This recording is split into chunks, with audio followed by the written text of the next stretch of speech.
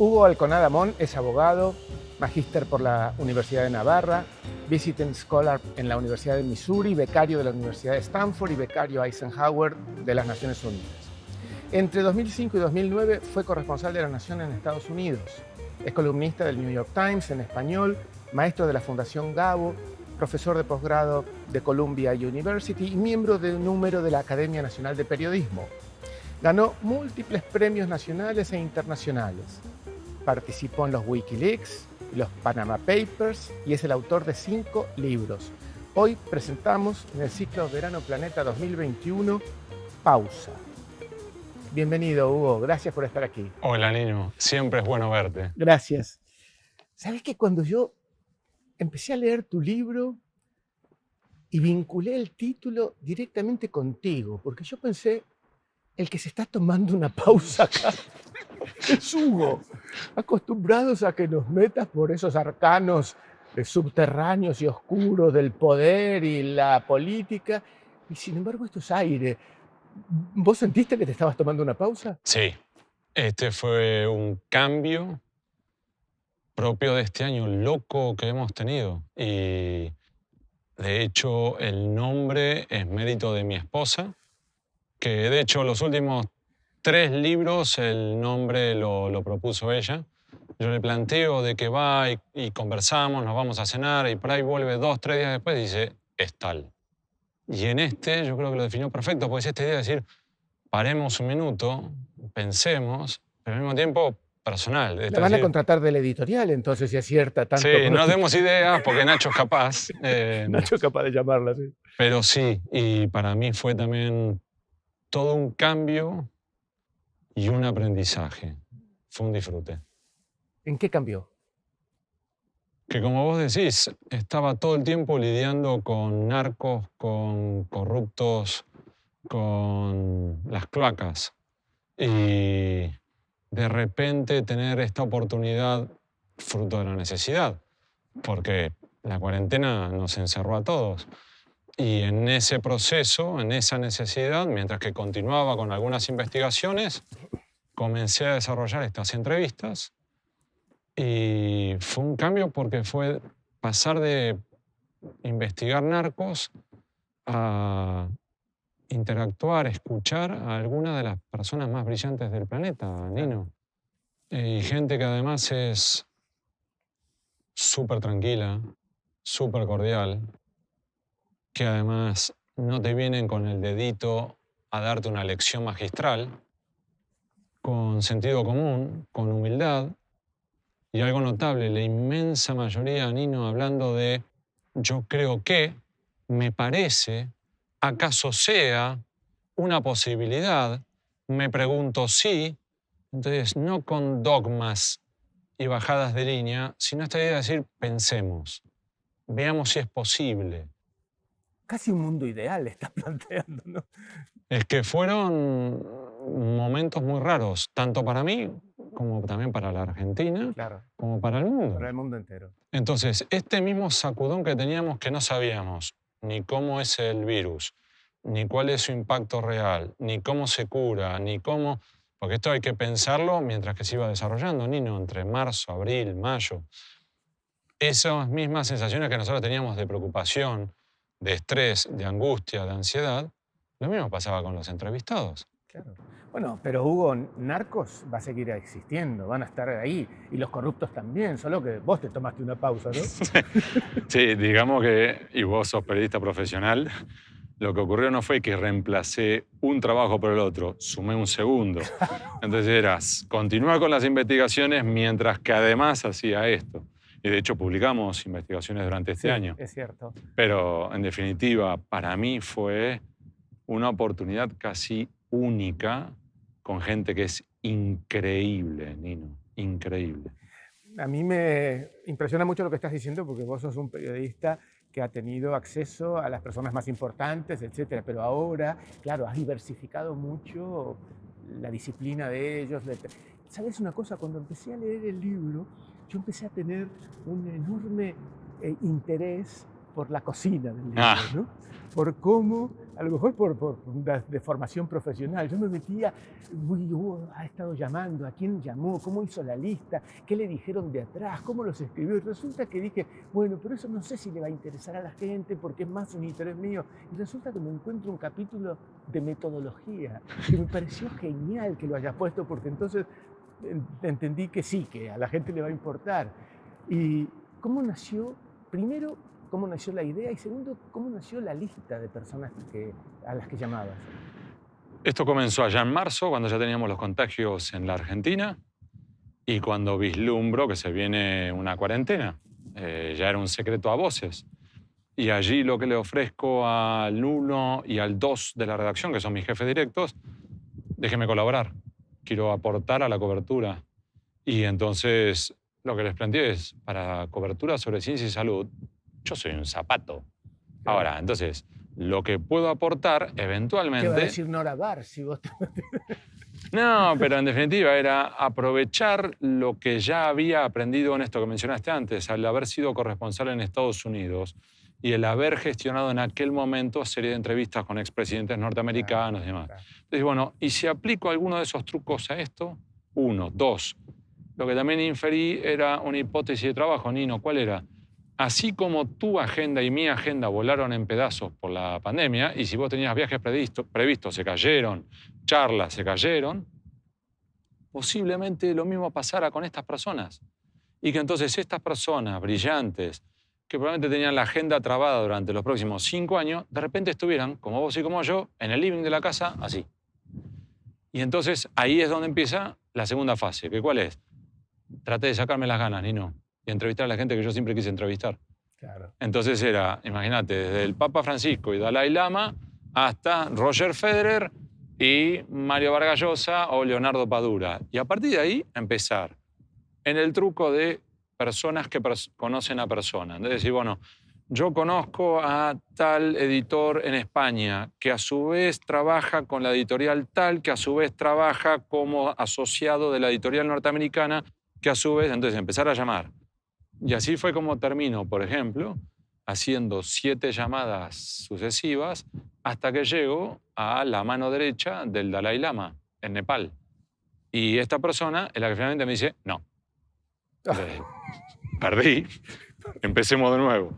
Entonces, a veces era avanzar y chocar contra una pared y de repente la sorpresa, que Thomas Piketty, él en persona me dijera, sí, claro, por supuesto, ¿qué le parece, la semana que viene? Entonces, bueno, y quedamos coordinando. Desde eso hasta en ocasiones también ocurría que algunos de los entrevistados terminaban recomendándome entrevistar a otros. Eso. Por ejemplo, el israelí Yuval Noah Harari, sí, que me recomienda entrevistarlo al norteamericano Jared Diamond. Y entonces así es como, a pesar de que Diamond estaba muy golpeado emocionalmente porque 5 de sus amigos más directos habían muerto por coronavirus, él me dice, bueno, dale, vamos. Y coordinamos esa entrevista. Un gesto generoso de Harari, que es hoy una celebridad increíble. Es que eso es algo notable, la sencillez de muchas de estas personas. Porque uno se lo imagina, yo me los imaginaba intocables, inhallables. Y que incluso, como decía antes, ¿no? Esta cosa como de yo la tengo clara. Al revés, simpatiquísimos. Más de uno, Nino, era esto de la sensación de ¿y si estuviéramos mano a mano, no con un Zoom de por medio? Me encantaría abrir una botella de vino, corto unos quesos, vos seguí hablando, yo escucho. ¿Viste? Eso, un disfrute. Las columnas fueron publicadas en La Nación, pero vos mencionás que por temas de espacio, del blanco, etcétera, tuviste que reducir. Quiere decir que quienes hayan leído las columnas de La Nación van a poder encontrar a lo mejor algunos de los mismos personajes, pero más extendidos. Sí, porque sos un periodista profesional y lo sabés, la limitante del espacio. Que por supuesto que ahora con la versión online no podés decir, bueno, tenés más espacio porque no, en la práctica no. Entonces lo que terminó ocurriendo era que las entrevistas que salían los miércoles, 9.000 caracteres. Las entrevistas que salían los domingos, 12.000 caracteres. Y en la práctica, Nino, había entrevistas que eran de 40.000, 45.000 caracteres. Con lo cual yo lo que sentía era como de una oportunidad desperdiciada. Era decir, hemos logrado conversar con algunos de los genios más grandes para que después publicar un Claro. extracto y el resto se va a perder. Es un desperdicio. Y allí es donde, hablando con el número 1 de Planeta aquí en Argentina, que es Nacho Iraola, surge esta idea de decir, vamos con un libro. ¿Cómo hacías las entrevistas? ¿Telefónicas, Zoom, Todas, emails? ¿Cómo te conectabas? todas las variantes que se te ocurran. Entonces hubo entrevistas que fueron por Zoom o Skype, lo mejor, porque Claro. podías verle Claro. las reacciones. Otras fueron por teléfono. Entonces me ha pasado, por ejemplo, algunos me decían, bueno, ok, fenómeno, por ejemplo, a las 9 de la mañana, hora de París. Y yo hacía el cálculo mental, son las como 4 o 5 de la mañana en Argentina. Bueno, entonces, pero una vez que te dicen que sí, Claro. ¿qué vas a decirle? No, Sí. renegociemos el horario. Estás loco. De fenómeno, pum, al otro día a las 4 de la mañana. Entonces eso. Otros que por el contrario me decían, mire, estoy complicado y porque estoy dando clases y entonces le puedo ir respondiendo de a poco. Entonces, no fueron las situaciones ideales, pero fueron por mail. Es decir, mails que van, respuestas, y yo a su vez repreguntaba. Y entonces por ahí eran, agradezco la generosidad y la paciencia que me han tenido, 4 o 5 ida y vueltas mientras que íbamos afinando. Y otros, me ha pasado, por ejemplo, pero un par de casos que no entraron en este libro. Uno fue el de Sí, porque Gioconda. yo seguí leyendo columnas en el diario. Sí. Uno fue el de Gioconda Belli, la poetisa Sí, nicaragüense, nicaragüense. que me iba contestando por WhatsApp. Y Por WhatsApp. Sí, entonces yo le iba, ella me iba contestando las preguntas, Sí. yo iba escuchando y le iba repreguntando. Y claramente a mí me dio la sensación que me estaba respondiendo mientras que estaba o caminando en la cinta o pedaleando en una bicicleta fija. Algo Porque vos así oías, había. ella hacía audios. Sentía el ruido. Claro, probablemente esta mujer lo que hizo fue, agradezco otra vez la Claro, generosidad, claro. pero que básicamente yo la iba entreteniendo mientras que ella iba contestándome, mientras que iba caminando. Entonces, se fue dando todo. En los que no hablaban español, ¿tu comunicación era en inglés? En inglés mayormente, balbuceo francés. Lo suficiente como para poder pedir un café o concertar una entrevista, pero a partir de ahí mutábamos al inglés. Al esperanto, digamos, que es el Sí. inglés, claro. Y entonces con eso fluíamos bien. Por supuesto que a veces también ocurría situaciones jocosas porque el inglés era mi segundo idioma y para él era el tercer idioma del otro. Claro. Bueno, me pasó con un escritor ruso, Mikhail Shishkin, que claramente para él también era una dificultad. Sí. Pero Además fuimos que llevándolo. en Rusia no es muy popular el inglés tampoco. No. Pero entonces ahí también había otro truco de las nuevas tecnologías. Yo cuando sentía que quizás la otra persona no se sentía cómodo o que necesitaba afinar un poco más, yo le decía, usted escríbame un correo con la respuesta Claro. complementaria en su propio idioma de origen Claro, y yo después me doy maña de traducirlo. claro, Entonces, o pedía colaboración a alguna persona seguro. o la traducía por Google Translate. Y entonces, Con los cuidados necesarios. Claro. Decime, ¿has detectado alguna sintonía o algún hilo que junte personas, ya sea por ubicación geográfica, si son asiáticos, o por ideología, o por cultura, lo que fuere? ¿Hay diferencias que uno puede vincular, digamos, que identifican más a un asiático? En las respuestas estoy hablando. ¿O Te hay diría- una mirada totalmente diversa? no, te diría que hay algunos mínimos comunes denominadores regionales Sí, y hay también algunos mínimos comunes denominadores globales. Regionales, por ejemplo, los orientales, una cierta desconfianza, recelo frente a Occidente, diciendo, bueno, eso es cosa de los gringos, eso es cosa de los europeos, nosotros desde aquí, desde Asia, lo estamos viendo distinto, o no es tan así, entonces ponen matices. Primero. Segundo, también una cierta, como si fuera,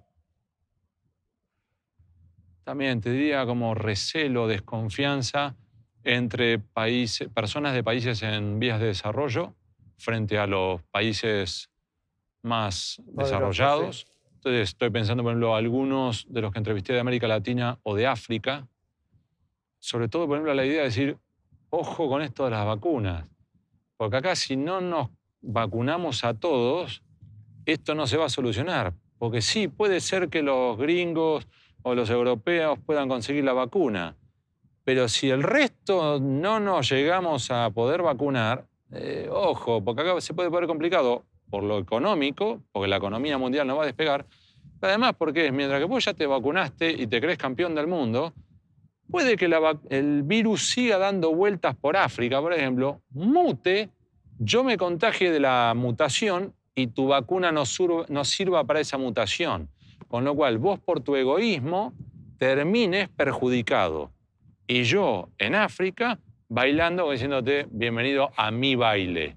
Decime, ¿encontraste muchas o algunas teorías conspirativas de esas tan populares que nos inundaron todo este tiempo? ¿O la gente más bien tiene una actitud más prudente, más crítica sobre el tema? No, por lo general fueron más prudentes, algunos más críticos de China, pero por su pésimo manejo inicial, otros porque no abrieron sus puertas a la Organización Mundial de la Salud para que pudiera realmente analizar lo ocurrido para no volver a tropezar con la misma piedra.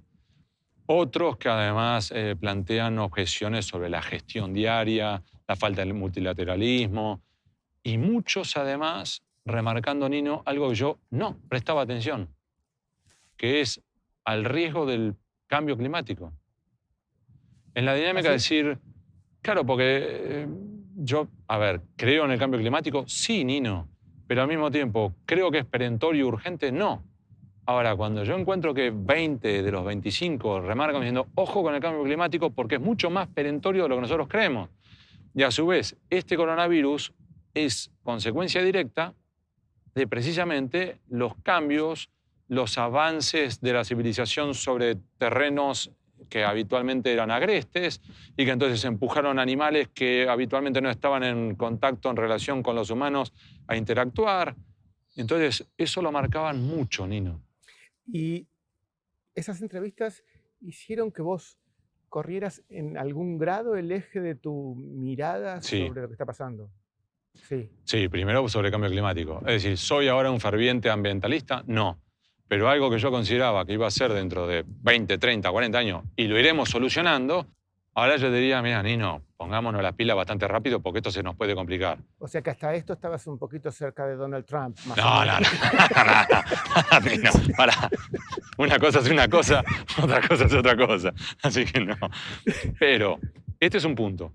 El segundo, yo creo que una de las ventajas que me dio esta serie de entrevistas fue el poder escuchar distintas miradas de distintos puntos del planeta. Claro. Y de hecho, uno de los motivos por los cuales yo no entrevisté a argentinos era para salir. Eso, bueno, una. Exacto, pero ¿por qué? Porque vive en Berlín y porque preside Transparencia O Internacional. sea, porque es lo menos argentino posible. Porque yo lo que estaba buscando para ofrecer eran distintas miradas de hombres y mujeres brillantes que desde otros países y continentes nos ofrecieran otras perspectivas, que eventualmente, puede ser o no, que nos enriquecieran. Entonces, en vez de seguir escuchando a las mismas personas de siempre, y en definitiva este riesgo que a veces podemos cometer aquí en Argentina, que es mirarnos el ombligo, decir, a ver, escuchemos qué tiene otras personas de Corea del Sur, o de Estados Unidos, o de Finlandia, o de Liberia, en el corazón de África, qué tienen para decirnos. Eventualmente será algo parecido a lo que ya escuchamos, o no. Y eso es un descubrimiento. ¿En qué porcentaje tuviste fracasos en cuanto a contactos? Bueno, no es que sea obsesivo compulsivo, Un poquito. un poquito. Pero te diría, al principio yo tenía un índice de eficacia del 5%. Es decir, me salía bien una de cada 20 entrevistas que pedía. Y después fui paulatinamente mejorando al 10%, al 15%, y ahora estoy rondando más o menos te diría, entre el 20 y el 25%. Es decir, me sale bien una de cada 5 entrevistas que solicito. Las otras, lo que me ocurre es, o me dicen que no, o me dicen, puede ser, llámeme dentro de 6 meses. Pero eso es una regla de juego. O sea, porque si lo que estamos pidiendo, Nino, es tratar de llegar a alguna de las personas más brillantes de este planeta, en las actividades más diversas, filosofía, historia, economía, las artes, literatura, lo más probable es que nos digan que no. Entonces, te doy un ejemplo. Lo busqué a Paul McCartney y por 3 caminos distintos, con la ayuda de distintas personas en cada uno de esos recorridos, llegué al último eslabón que era el mismo. Y esa persona, las 3 veces, recomendado por distintos caminos, me dijo que no. Lo entiendo. Paul McCartney debe estar atareadísimo. Y te puedo seguir dando ¿Cuál múltiples fue tu ejemplos. fracaso más sentido? El que te dolió. Ay, no pude. Me hubiera gustado entrevistar a varios. El Dalai Lama, el Papa Francisco, porque me faltó, creo yo, la visión desde la fe. Y para eso llegar a ese tipo de líderes hubiera sido fantástico. Del mismo modo que me hubiera encantado poder entrevistar a referentes del arte, que por supuesto que entrevisté, por ejemplo, a Ai Weiwei, o entrevisté a escritores como Isabel Allende o Leonardo Padura, pero me hubiera gustado entrevistar, por ejemplo, a Paul McCartney. Leonardo Padura estará en el ciclo, así que le recordaremos. Es un genio. Sí, ¿no? Simpaticísimo. Terminamos Muy. hablando de tomar cerveza algún día cuando nos crucemos. Bueno, cuando venga, porque tiene mucho afecto por Buenos Aires. Así también. es. Decime, ¿cómo se te ocurrió preguntarles cuál era la pregunta que no le habías hecho? Porque eso es un gesto de humildad profesional única, ¿viste? Uno no le dice que no te pregunté. Sin embargo, vos no te importó. Le preguntaste, ¿qué no te pregunté que te hubiera gustado? ¿Tuviste buenos rebotes con esa Sí. pregunta? De hecho, con esa pregunta y con la otra que era, dado que millones de argentinos están obligados a Sí. permanecer en sus casas durante meses, ¿qué libros, películas o series de televisión Fantástico. u otra actividad nos recomienda para entretenernos y aprovechar el tiempo? ¿Y qué hace usted en su tiempo libre? Mira, te la digo de memoria de tantas veces que la he planteado.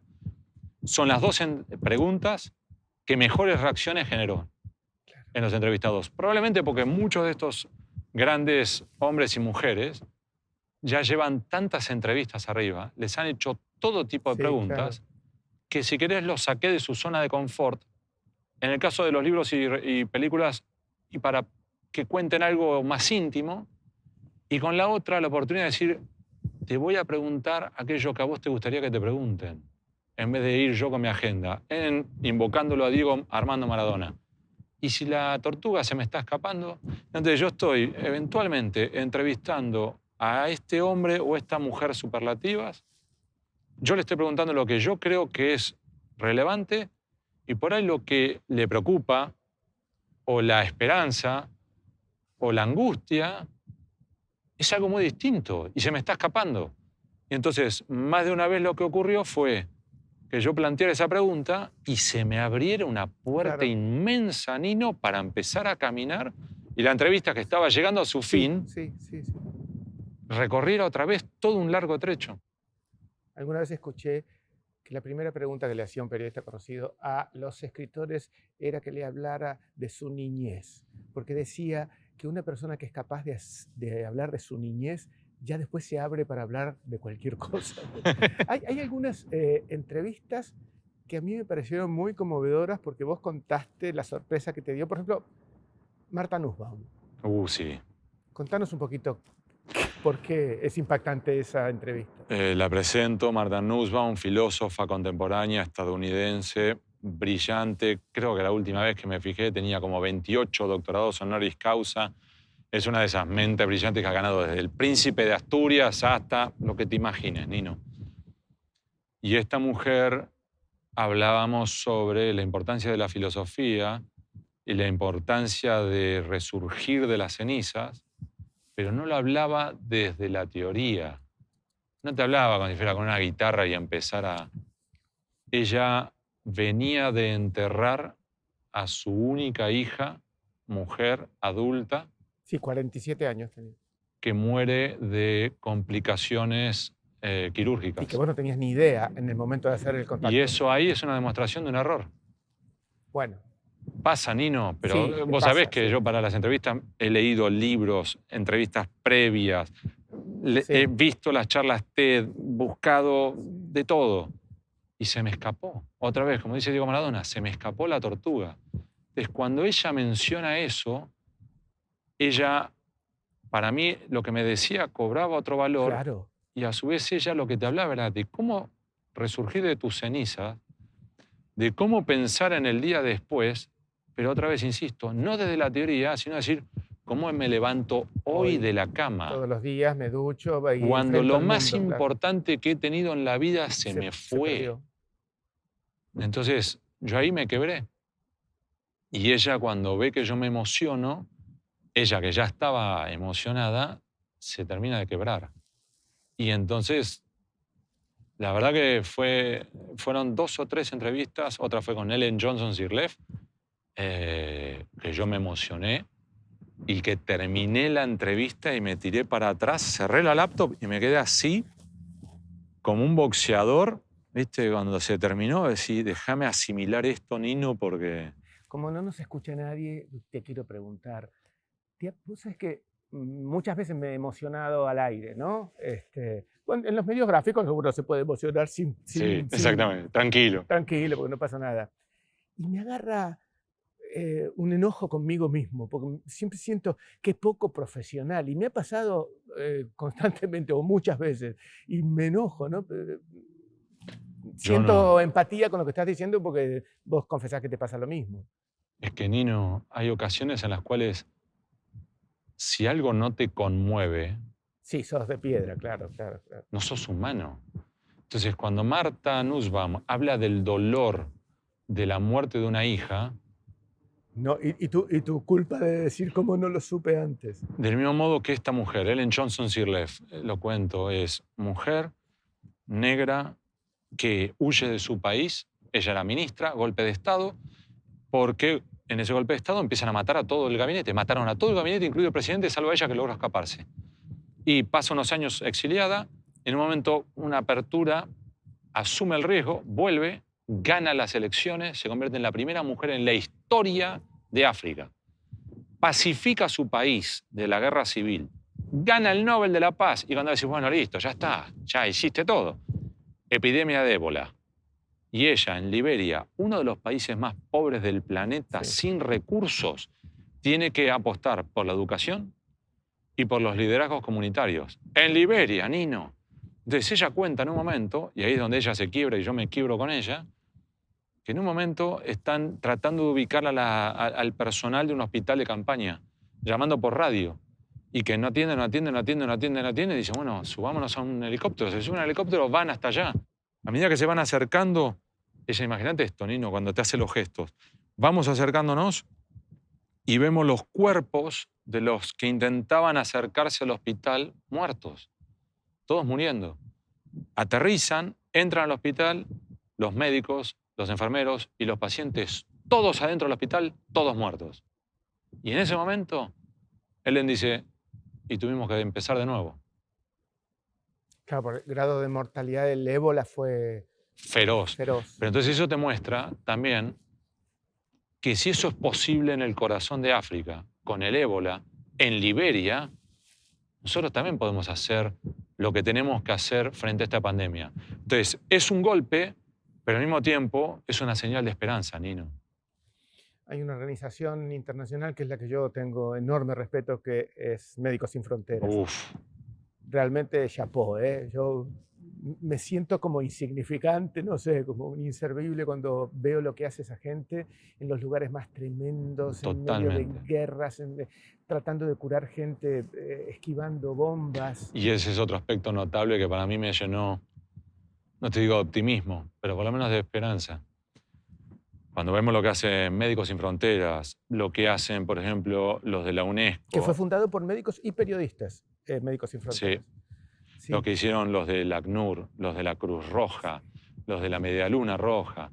Es decir, hombres y mujeres que voluntariamente asumen riesgos, van a los lugares más complicados del planeta increíbles. para tratar de dar una mano. Nino, No, no, y además tengo un amigo médico sin fronteras que, sí, cuando vos volvés, ¿Y qué impacto, no, te produce? Al principio me enojaba porque un amigo me decía que estaba enojado porque no podía cambiar el auto. Pero ahora ya entiendo. Bueno, mencionaste un premio Nobel y hay otro premio Nobel que tiene una frase que te contesta, que no sé si te gustó mucho, pero yo la A encontré ver. bastante criteriosa, del sudafricano, ¿no? John Coetzee. Decía, si sintiera que tuviera algo para aportar, te está contestando, que pudiera ser de interés y no haya sido dicho antes, me sentiría feliz de aceptar. Sin embargo, encuentro que no tenga nada que ofrecer excepto incomprensión y desolación. A mí me pareció una respuesta muy criteriosa. ¿Te molestó Totalmente. que te contestara eso o no? No, Bueno, el no. fracaso de no tener su Porque, si testimonio, querés, pero... lo que más me molestaba en algunos casos era el que en los términos de las nuevas generaciones que me clavaran el visto. Ah, y no te ¿Eh? respondiera. Claro, por lo menos decime que no, entonces no sigo esforzándome. En el caso de este Premio Nobel de Literatura, el sudafricano, eh, después de eso yo le mandé un par de mails adicionales, él muy cortés, me agradeció, pero nunca más. Y me parece lógico, hay personas que dicen, yo no tengo nada para agregar en esta situación. Yo prefiero que me lo digan. Claro. ¿Vos crees, como te dijo Isabel Allende, que esto muestra o va a mostrar lo mejor y lo peor nuestro? Sí, Sí. sí. Es decir, Primero, Isabel Allende, vos te morís. Nino, vos te morís. Habla como escribe. Entonces de repente te agarra y te dice, Nino, este es el tiempo de los héroes y los villanos. Y vos que sos periodista profesional decís, ya tengo el título. claro, Vos decís, sí. Pero la wow. segunda frase sigue siendo igual. Y una mejor... Entonces en un Qué momento... virtud la de esa gente que además pareciera que estuviera leyendo con puntos y comas y que no le podés cambiar nada. Qué envidia, ¿no? Es impresionante. Entonces en un momento dice eso y después añade, este es el tiempo para ajustar valores. Y me pareció genial. Porque esta dinámica es decir, y nosotros veníamos corriendo atrás de sueños, proyectos, ambiciones. Por ejemplo, decimos que si viajo, o que si tengo que presentar este artículo periodístico, o que tengo que llevar a los chicos acá, o que tengo que esto, que lo otro, uy, no llego a fin de mes, que no... Y de repente esta pandemia nos pegó una frenada y decís, ¿y ahora qué es lo que realmente importa? En mi caso, no quiero que mis chicos se enfermen, y si se enferman, que salgan bien. Y número 2, Nino, volver a darle un beso a mi vieja. Sí, claro. Hace 9 meses que yo no la abrazo. Y Dios mediante, ahora falta poco y voy a poder darle un abrazo. Entonces, vos decís, en la línea que dice Isabel Allende, por supuesto que tengo amigos que han muerto por coronavirus. Tengo amigos que la pasaron muy mal, que han perdido sus empleos. O sea, que no estoy hablando desde la Sí, frivolidad, claro. desde la tilinguería. Tengo claro que hay millones de personas que han perdido empleos, que lo han sufrido mucho más que yo. Pero al mismo tiempo, esto es un momento de decir, ¿cuál es nuestra prioridad? Me divirtió también lo de Yunus, que te propone que fantasiemos con el futuro, después de post-COVID, ¿no? Y tiene razón, porque uno sabe que en algún sentido el mundo ha cambiado y no sabes qué va a venir. Entre mejores y peores, ¿qué te pensás que puede producir esto? Porque por algún momento muchas personas dicen, vamos a ser más solidarios, vamos a tratar de ser un mundo más justo, vamos a prestar atención a lo que realmente vale, la sanidad, las políticas públicas en esa materia, en fin. Otros dicen, no, vamos a vivir en autoritarismo pleno, la gente va a ser todavía más asimétrica porque los poderosos... Ya sé que no vas a hacer futurismo, pero ¿qué avisorás vos? Es muy bueno lo que te decís, Nino, porque entre los entrevistados tenés los que tienen esperanzas de que esto nos sirva como un sopapo que nos despierte y nos acomode y nos haga mejores. Otros que dicen, esto viene mal, un futuro distópico, y esto es algo que mencionan varios. Y bueno, entre ellos está Fernando Sabater, que dice, no, hombre, volveremos a ser lo que éramos. Bueno, vamos a hacer un desastre. Y si te dijera que voy por un camino intermedio, es decir, Sí, puede ser. que la pandemia es como un espejo o como una lupa que agiganta lo que ya estaba allí. Entonces, tanto a nivel de las naciones como a nivel de las personas. Nivel de las naciones. aquellas naciones que ya tenían problemas de desigualdad social, brecha educativa, pobreza, desempleo, esta pandemia disparó todo. Más desempleo, más pobreza, más desigualdad, más todo. Aquellos países que por el contrario ya apostaban a la innovación, a la educación, al desarrollo tecnológico, a la automatización, a la flexibilidad, esto le pegó una disparada que han evolucionado en semanas lo que hubiera tardado años. Yuval Noah Harari cuenta de cómo en la universidad de él discutieron durante 10 años que si tenemos clases virtuales sí o no, que sí o no, que sí o que no. Y finalmente que no. Y de repente vino la pandemia, 10 días, todas las clases virtuales. Un salto tecnológico hacia adelante, claro. pero eso lo digo. Y lo mismo las personas, Nino. La sensación que me da es que esta pandemia agudizó lo que ya estaba allí. Entonces, aquellas personas que ya tenían problemas de estrés, angustia, depresión, ansiedad, esto se los disparó. Y por el contrario, esas personas que nosotros ya veíamos que eran flexibles, optimistas, resistentes, o el término que ahora muchos usan, resilientes, esto demostró lo mejor de ellos. Yo tengo algunas personas que son extraordinarios capitanes de tormenta. Es decir, personas que en el día a día son tranca, pero que de repente, cuando afloran esos momentos complicados, afloran lo mejor de ellos.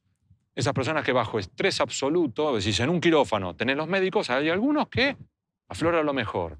Docentes que en las situaciones peores afloran lo mejor. Y yo creo en eso, Nino.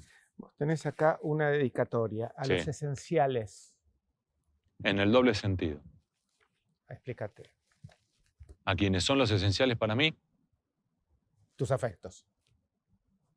y a los que en todo este Y tiempo, los que siguen siendo esenciales para la sociedad entera. porque cuando hubo que bailar, en vez de huir o esconderse, bailaron. Y hay que sacar ese sombrero, porque una cosa es ahora, que ya sabemos bastante sobre este virus. Otro aspecto muy distinto era marzo o abril, Sí. cuando era un enorme signo de pregunta y le estabas pidiendo a muchos argentinos decir, andá. Ni siquiera es vamos, era andá y yo me Animémonos y quedo. vayan. Entonces, hay que sacarse sombrero por esas personas, esos hombres y mujeres que en ese momento dijeron, voy. De las recomendaciones que te hacían para cómo entretenerte, como para qué película ver o qué libro, etcétera, ¿seguiste algunas? Sí. ¿En serio? Leí La montaña mágica de Thomas Mann, De Thomas Mann. que recomienda el economista británico Martin Wolf, y uno más, que no me acuerdo quién es ahora, que cuando el segundo también lo menciona, dije, no, listo, vamos. Hay que leer ¡Pum! Me La tiré de montaña cabeza. mágica. Después, porque, por ejemplo, Yuval Noah Harari me recomienda a Jared Diamond, leo el libro Gérmenes, Armas y Acero, es un libro extraordinario de Jared Diamond. Entonces sí hubo varias. Y lo mismo con series de televisión. Entonces, por ejemplo, hay un par que recomienda, y yo también recomiendo, Peaky Blinders. Peaky Blinders. Es buenísima. Y después tengo para ver, probablemente ahora en vacaciones, hay varios que también recomendaron dos series de Netflix o una de Sí. estas. Una es, a ver, Nino, si la viste, Borgen. Sí, fantástica. ¿Sí? Entonces sos otro más que se suma a la recomendación. Fantástica, Borgen es fantástica. Muy sintonizando con, obviamente, con el entorno y con la cultura de ese país, que es única, pero a la vez, siendo convicciones muy fuertes, también la necesidad de ceder, ¿no? De no ser tan troscos, digamos, en sus convicciones y su ética. Es fantástica. Bueno, Y además uno ve venir la primera ministra en bicicleta. Otro bueno, mundo. esas cosas que son maravillosas. Y la otra serie que me recomendaron es una serie francesa que se llama, yo creo es The Office no, The Bureau, que es una serie francesa sobre el equivalente francés de la CIA. Pero que en vez de hacerte la chirimbolo norteamericano, ¿viste? Que son los satélites y Sí, tres sí, hackers, sí, no sé sí. cuándo, sino que es la versión francesa. Así, bueno, vamos y le echamos garra y vamos a ver cómo sale. Y me lo han recomendado mucho. ¿Viste The Social Dilemma, lo de las Sí. redes? Muy buena.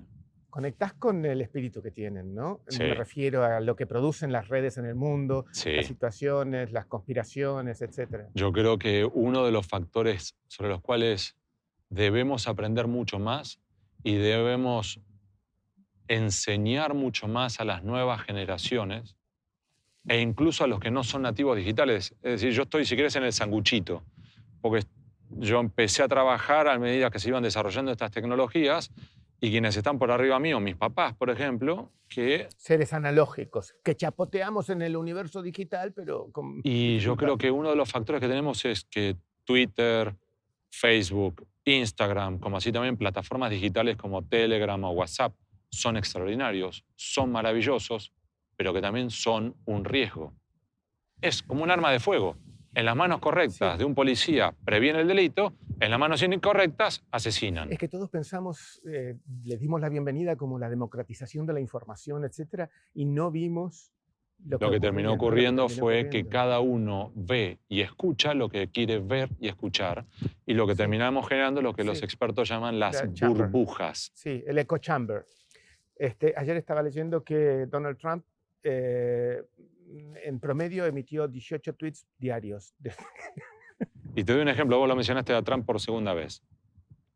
Lo que ha pasado en los Estados Unidos es que Trump utilizaba sobre todo Twitter, además de las otras Sí. variantes, pero sobre todo Twitter. Y cuando empezó la empresa dueña de Twitter a remarcar, ojo que este comentario Sí, es no dubitable, sí. no llegaban a afirmar que fuera falso, pero por lo menos está No está sujeto a comprobado, verificación. claro.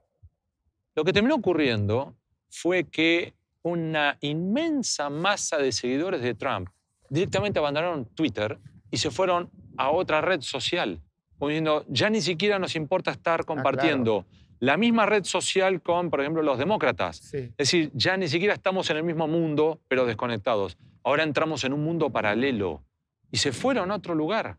Con lo cual ahora vos tenés que los que siguen a Trump están en una red social interactuando en este, como vos decís, ¿no? Este eco, mientras que los otros están en este otro lugar.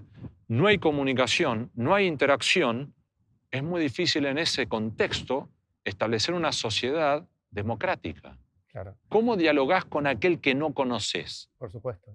Sí, sí, sí. Es la búsqueda de la noticia deseada, lo que sabemos.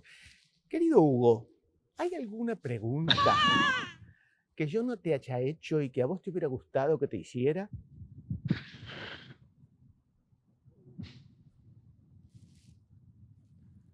Te diría una pregunta, Adelante. pero que creo que ya queda clarísimo en todo lo que hemos hablado, ¿no? Es si disfruté lo que he hecho durante estos meses. ¿Disfrutaste lo que hiciste durante todos estos meses? Qué buena pregunta, Nino.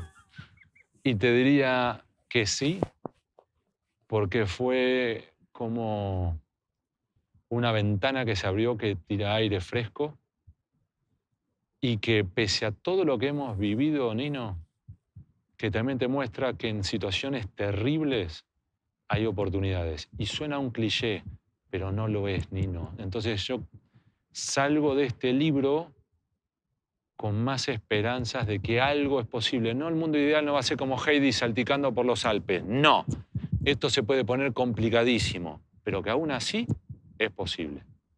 ¿Vas a dejar un rato tranquilo a narcos y corruptos? No, ya tengo que volver. Tenés que volver. Gracias, Hugo. Siempre un placer charlar con vos. Al revés, el placer siempre es mío. Nosotros seguimos en otra de las entrevistas en el ciclo Verano Planeta 2021. Gracias. Bien. Muy bien. Sos un genio, Nino. Sos un genio. Con vos es un disfrute absoluto. Yo también, ¿sabes? Una maravilla. Ahora tenés que grabar una cosita. Ah, dale. Una